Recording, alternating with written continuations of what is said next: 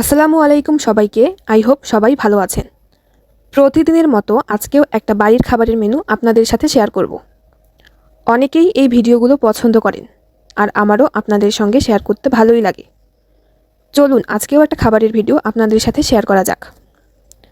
প্রথমে পিচ করা মাছগুলোতে পরিমাণ মতো হলুদ এবং লবণ দিয়ে ভালো করে মেখে কিছুক্ষণ রেখে দিয়েছি। এরপর একটি কড়াইতে পরিমাণ মতো তেল দিয়েছি। তেল গরম হওয়া মাত্রই মাছগুলো দিয়েছি ভাজার জন্য। এটা আপনার চয়েস, মাছগুলো আপনি হালকা নাকি গাঢ় করে ভাজবেন। এবার অন্য একটি কড়াইতে তেল এবং কুচি করা পেঁয়াজ দিয়েছি। পেঁয়াজ কিছুটা লালচে হলে সব মশলাগুলো এক এক করে দিয়ে নেব। এতে লবণ, হলুদ গুঁড়ো, জিরে এবং ধনিয়া গুঁড়ো দিয়ে দিচ্ছি। মশলাগুলো ভালো করে কষিয়ে নেব এবং কষানো হয়ে গেলে এতে হাফ কাপ পানি ব্যবহার করব এবং এর কিছুক্ষণ পর ভাজা মাছগুলো দিয়ে দিব। রান্নাটি হওয়ার পর্যায়ে আসলে এতে পরিমাণ মতো ধনেপাতা দিব। শীতের সব রান্নার স্পেশাল হওয়ার কারণ হচ্ছে এই ধনেপাতা।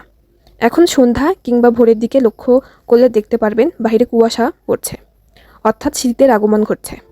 আর এখন বাজারে শীতের সবজি পাওয়া যাচ্ছে।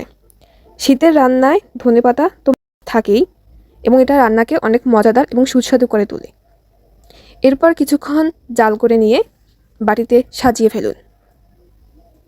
আজকের ভিডিওটি এ পর্যন্তই। দেখা হচ্ছে নতুন আরেকটি ভিডিওতে। আল্লাহ হাফেজ।